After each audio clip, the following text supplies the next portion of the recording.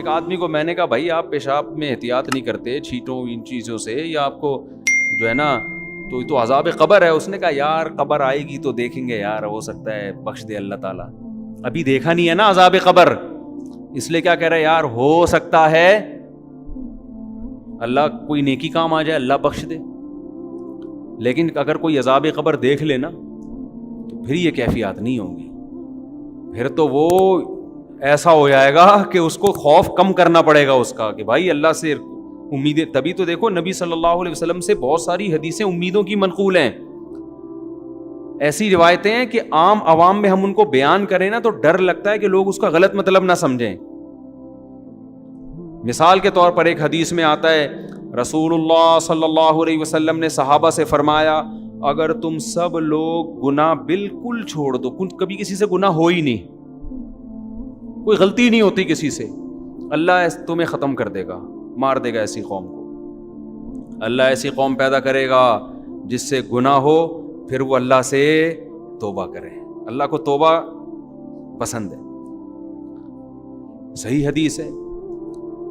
اب اگر صرف آپ اتنی حدیث پبلک کے سامنے بیان کر دیں تو اس سے تو لوگوں کو گناہ پہ جرت ہوگی کہ نہیں ہوگی؟ لوگ کہیں گے یار ہم خام خام میں بچ رہے ہیں بلا وجہ, گناہ کر لیں گے پھر توبہ کر لیں گے, کیونکہ اللہ کو گناہ سے بچنے والے بالکل بھی پسند.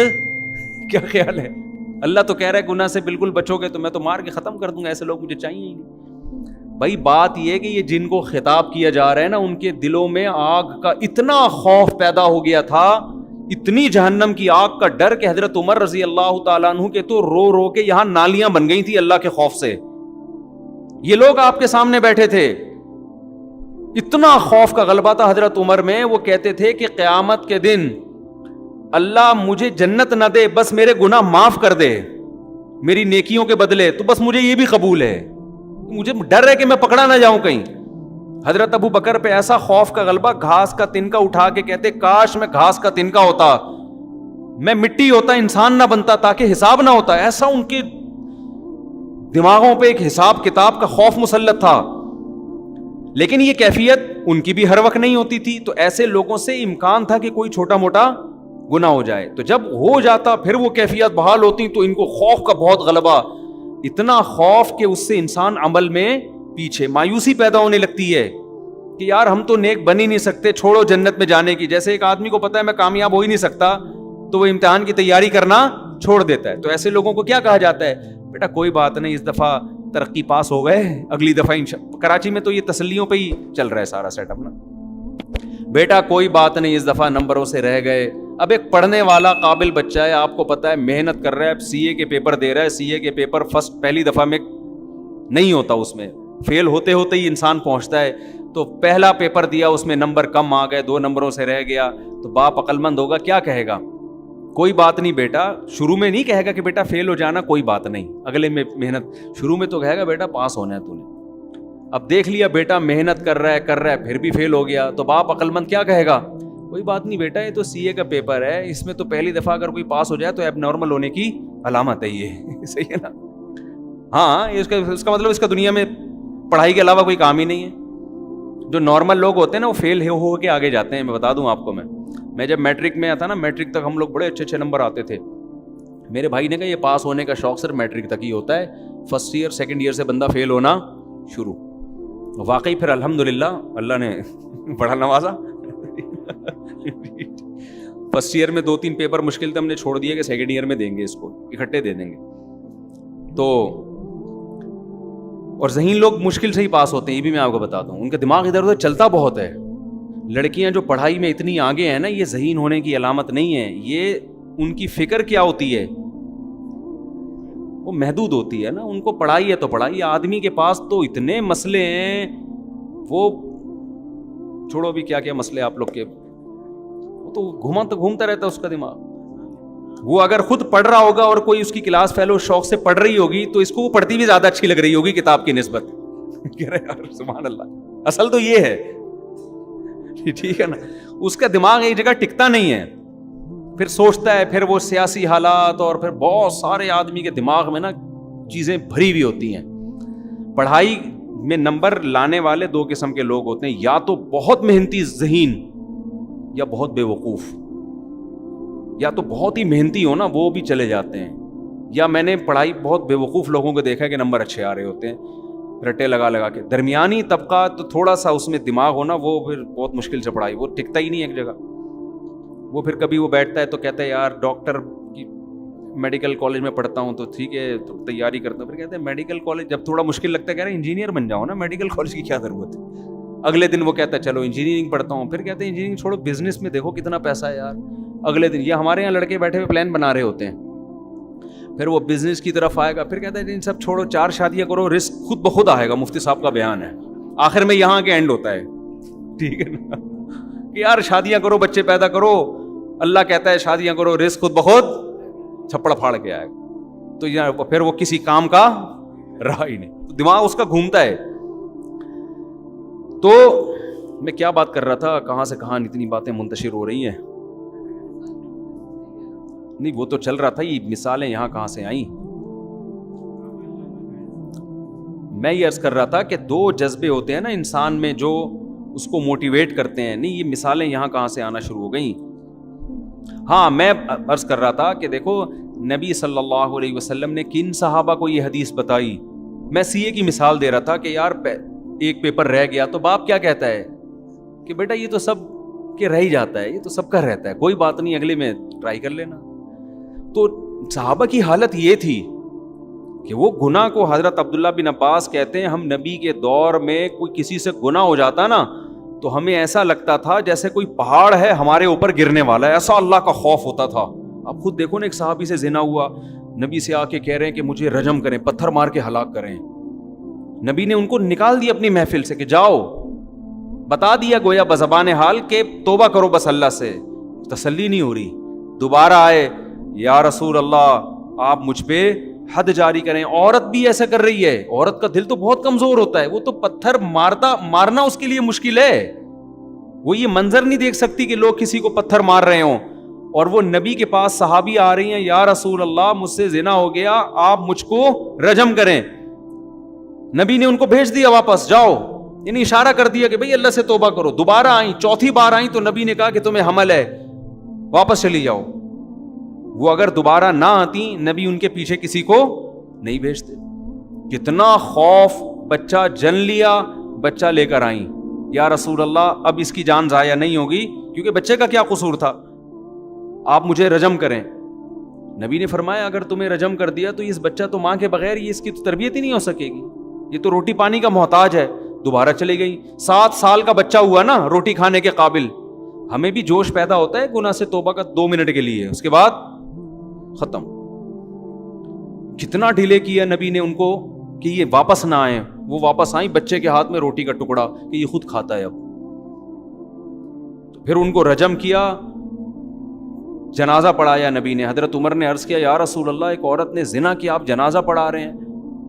تو نبی نے فرمایا لقد تابت توبۃ لو قسمت بین 70 من اہل المدینہ لوسعتهم. اے عمر اس نے ایسی پیاری توبہ کی ہے کہ اگر مدینہ کے 70 کبیرہ مرتکب گناہ گاروں میں اس کو ڈیوائیڈ کیا جائے نا تو ہر ایک کی بخشش کے لیے کافی ہو جائے. 70 آدمیوں کی توبہ اس ایک نے کی ہے, اکیلی نے. تو ایسے خاندانی لوگ تھے, گناہ شیطان نے کرا دیا. ان کو یہ کہا جا رہا ہے, امیدیں دلائی جا رہی ہیں, اتنے مایوس نہ ہو, کوئی بات نہیں, ہو گیا, گڑگڑاؤ اللہ کے سامنے. یہ گڑگڑانا بھی اللہ کو پسند ہے, اور اتنا پسند ہے کہ اگر سارے ہی نیک بن جائے نا ایسے صوفیوں کو اللہ ختم کر دے گا. اللہ کہے گا معافی مانگنے والے کہاں گئے بھائی. تو یہ ان کے بارے میں, ہمارے بارے میں قطعاً نہیں ہے کہ ہم کہیں یار اچھا ہوا ہم بھی گناہ کر رہے ہیں. بھائی ہم تو, وہ ہماری کیفیات ہی نہیں بن رہی گناہ کر کے, وہ ہمیں خوف ہی پیدا نہیں ہو رہا. تو میں جلدی سے اصل بات کی طرف آتا ہوں کہ بھائی صرف ایمان کافی نہیں ہے, وہ کیفیات بنانا ضروری ہے. تبھی تو قرآن کہتا ہے اذا تلیت علیہم آیاتہ, ایمان والے وہ ہیں جب ان کے سامنے ہماری آیات تلاوت کی جاتی ہیں, وجلت قلوبہم, ان کے دل دہل جاتے ہیں. وَإِذَا سَمِعُوا مَا أُنزِلَ إِلَى الرَّسُولِ, جب یہ اس کلام کو سنتے ہیں جو رسول پہ نازل ہوا. تَرَىٰ أَعْيُنَهُمْ تَفِيضُ مِنَ الدَّمِ, اے نبی آپ دیکھتے ہیں ان کی آنکھوں سے آنسو بہنا شروع ہو جاتے ہیں. یہ وہ کیفیات تھیں جو صحابہ کی بنتی تھیں. آج ہمارے دل کیا ہو گئے, خشک, سخت ہو گئے. قرآن کہتے ہیں نا فویل للقاسیۃ قلوبہم، جن کے دل سخت ہو گئے، نصیحت کی بات ان کے دل پہ اثر نہیں کر رہی. اچھا دیکھو، قرآن بار بار دل کا ذکر کر رہا ہے، دماغ کا ذکر نہیں کر رہا. حالانکہ بات جاتی کہاں ہے؟ پہلے دماغ میں جاتی ہے، لیکن قرآن تذکرہ کس کا کر رہا ہے؟ دل کا. وجہ اس کی ہے کہ دماغ میں جب جذبات بنتے ہیں نا تو فوراً اثرات کہاں آتے ہیں؟ دل پہ آتے ہیں. آپ کی بیوی آپ سے کہے نا مجھے آپ سے محبت ہے، آپ کو اگر بیوی سے عشق ہوگا، ایک دم آپ کے دل کی دھڑکن، کوئی اجنبی لڑکی آپ سے اگر کہے کہ مجھے آپ سے بہت محبت ہے، کسی کنوارے چھڑے چھاٹ سے کہے، دل ایک دم کنٹرول سے باہر ہو جائے گا نا، یوں یوں یوں جا رہا ہے، اس کو قابو میں رکھنا مشکل ہو جائے گا، اٹیک نہ ہو جائے، اچھل اچھل کے آئے گا. تو اثر دماغ پہ ہو رہا ہے یا دل پہ ہو رہا ہے؟ دل پہ ہو رہا ہے، دل ہلے گا اس کا. لیکن بیوی صبح سے شام بولتی رہے کہ مجھے آپ سے محبت ہے، آدمی کہتا ہے کوئی تیرے اس کے علاوہ کوئی کام نہیں ہے. وجہ کیا ہے؟ وہ جذبات کیا ہو گئے؟ ختم. تو دماغ تو ہلے گا، دل پہ اتنا سا بھی اثر نہیں ہو. اور اگر ہوگا بھی تو الٹا ہوگا، یعنی الٹا اثر. جیسے کوئی خاتون شادی سے پہلے کہہ دیتی نا آئی ہیٹ یو، تو وہ والا اثر ہوگا، اس میں دل ہلتا نا، یہ والا ہلنا شروع ہو جائے گا. اس طرح کا دل ہلتا ہے. تو ہاں، تو قرآن کیا کہہ رہا ہے؟ قرآن ساری کیفیات کس کی ذکر کر رہا ہے؟ دل کی. وجہ کیا ہے؟ یہ بتانے کے لیے کہ صرف ایمان کافی نہیں ہے، عمل کے لیے کس کا بننا ضروری ہے؟ دل کی دھڑکنیں، دل کی دھڑکنوں میں ایمان پیدا ہو جائے، دل کی دھڑکنوں سے پتہ چلے کہ مومن ہے. اب سوال وہی میں جلدی سے جواب دے دیتا ہوں، بہت سوال کر لیے کہ یہ کیفیات پیدا کرنا ضروری ہے، یہ نہیں تو پتہ چل گیا نا. اس کو دم میں آگ لگنا کہتے ہیں. یہ صحابہ کرام میں یہ کیفیات تھیں، تبھی میدان جنگ میں تلواریں چل رہی ہیں. اور ایک صحابی نے منت مانی تھی، اللہ دوبارہ جنگ ہوئی تو دیکھ میں کیا کرتا ہوں. جب دیکھا جنگ چھڑ رہی ہے، یہ کھجور کھا رہے تھے، انہوں نے کہا چلو کھجور ختم کر کے جنگ میں جاتا ہوں. لیکن کہا کہ جنت قریب کھڑی ہوئی ہے بھائی، جنت میرے سامنے، اللہ کی قسم یہ کھجور کھانے کا زمانہ بہت طویل ہے، اتنی دیر میں جنت؟ نہ ابھی جاؤں گا. اور لڑے اور اللہ کی راہ میں شہید ہو گئے. اور ہماری جو جنت پہ کیفیات بنتی ہیں، جنت پہ بیان سن لیا، یہ نہریں، یہ حوریں، تھوڑا سا خیال آتا ہے اچھا ٹرائی کر کے دیکھتے ہیں، تو ایک دن بمشکل اٹھے گا جیسے قبر سے مردے کو اکھاڑا جا رہا ہے، فجر میں آ کے کھڑا ہو جائے گا فجر میں. بس اس کے بعد پھر 6 مہینے تک مارکیٹ سے شارٹ، ورنہ تو یہ بھی نہیں ہوگا. تو دم میں آگ لگانے کے لیے علماء کہتے ہیں 2 کام کر لیں. آپ سمجھتے ہو کیا کر لیں؟ 2 کام. ایک استحضار، جس چیز کو انسان بار بار سوچتا ہے نا، وہ آپ کے لاشعور کا حصہ بننا شروع. وہی مثال دیتا ہوں، آپ کھڑے ہوں اور وہی گٹر کھلا ہوا ہے، لوگ کہہ رہے ہیں نہیں جاؤ، آپ وہاں کھڑے ہو کر تھوڑی دیر سوچیں. بیٹا ذرا سوچ لے، اگر گیا اور پاؤں اندر آیا تو تھوڑا سا کوئی یوٹیوب پہ ویڈیو لگا کے گٹر میں گرتے ہوئے لوگوں کی دیکھ لے. تو دیکھ نہیں سکتا، سوچ تھوڑی دیر. جب بہت زیادہ سوچیں گے نا، آہستہ آہستہ آپ کی وہ کیفیات بننا شروع، آپ کے دل میں خوف پیدا ہونا شروع. آپ ماشاءاللہ 130 کلو کے ہو گئے، گول ہو گئے. اب آپ لمبائی چوڑائی آپ کی کیا ہو گئی؟ برابر.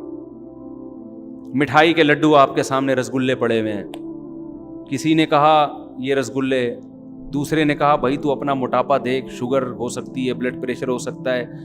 آپ نے کہا بے یار وہ دیکھا جائے گا، ابھی تو کھاؤ. لیکن کھانے سے پہلے استحضار کریں. آپ 2-4 اپنے پرانے دوستوں کو ہسپتالوں میں دیکھیں جا کے، یا تصور کریں یار اس دن فلاں کا انتقال ہوا تھا، ایسے یوں پڑا ہوا تھا ہے بھائی تختے پہ، ایسا ہی ہوگا نا، ایسے تختے پہ پڑا ہوا تھا، اچھا بھلا ہٹا کٹا تھا، اس دن فلاں کو برین ہیمریج ہوا تھا، اب وہ تھا، اب ہے بولو. اس کا جنازہ اتار رہے تھے ہم قبر میں. جب یہ سوچنا شروع کریں گے نا تو وہ لڈو میں آپ کو وہ لڈو زہر لگنا شروع ہو جائیں گے. آپ کو اس میں سانپ کے پھن نظر آئیں گے. سمجھ رہے ہو کہ نہیں سمجھ رہے؟ سانپ کے پھن نظر آئیں گے اس کے اندر. آپ اگر جتنا سوچو گے اتنا وہ زہر لگے گا، آپ کو اتنا زہر لگے گا. تو مریضوں کا جب انسان سوچتا ہے نا بے وہ بھی ان کے ساتھ یہ ہو گیا، ان کے ساتھ، جب سوچتا ہی نہیں ہے تو پھر پھوڑتا چلا جائے گا. یقین تو ہے کہ ایسا ہوگا لیکن استحزار نہیں ہے. اس کو کہتے ہیں استحزار. استحزار کا مطلب حاضر کرنا کسی چیز کو، دماغ میں لائیں اس کو. علماء کہتے ہیں 24 گھنٹے میں ایک ٹائم نکال کے نا سوچا کریں، ایک دن پھٹے پہ لیٹا ہوں گا میں. موت کا یقین سب کو ہے، استحزار نہیں ہے. سب کو پتا ہے مریں گے. کوئی آپ کو آ کے کہتے ہیں مریں گے تو کون سی کوئی نئی معلومات دے رہا ہے؟ پتا ہے مریں گے، کیا کروں میں مریں گے تو چل آج فلم دیکھنے چلتے ہیں. لیکن اگر تھوڑی دیر کھوپڑی استعمال کرنا بیٹا، اس کا مطلب پتا ہے کیا ہے مریں گے کا؟ تھوڑی دیر سوچ لیں. ایک دن پھٹے پہ لیٹا ہوا ہوں گا. ہمارے حضرت سے جب ہم بیعت ہونے گئے نا تو حضرت سے بیعت ہو گئے ہم. حضرت نے وعدے کیے نماز پڑھیں گے، یہ کریں گے. حضرت نے ایک عمل بتایا، فرمایا روزانہ 5 منٹ کسی بھی ٹائم پہ یہ سوچنا ہے کہ ایک دن میں پھٹے پہ لیٹا ہوا ہوں گا اور مجھے غسل دیا جا رہا ہوں. دائیں کروٹ لٹاؤ جی مفتی طارق مسعود صاحب. اس وقت ہم مفتی بھی مشہور نہیں تھے. طارق صاحب کو دائیں طرف لٹاؤ، ادھر سے پانی بہاؤ. ڈر لگ رہا ہے کہ نہیں لگ رہا؟ اس لیے نہیں لگ رہا کہ میں لیٹا ہوا ہوں. آپ لیٹو گے پتہ، ابھی مجھے لگ رہا ہے، آپ کو تھوڑی لگے گا. آپ بھی اتنے ہوشیار ہو، میرے بارے میں سوچ رہے ہو کہ پھٹے پہ. میں آپ کو اس لیے میں اپنی مثال دے رہا ہوں کہ اپنے بارے میں سوچو. سمجھ رہے ہو؟ آپ بھی نا شیطان کہتا ہے اچھا یہ بھی لیٹے ہوئے ہوں ایک دن پھٹے پہ، تو آپ یہاں لیٹے ہوئے نہیں ہو گے پھٹے پہ.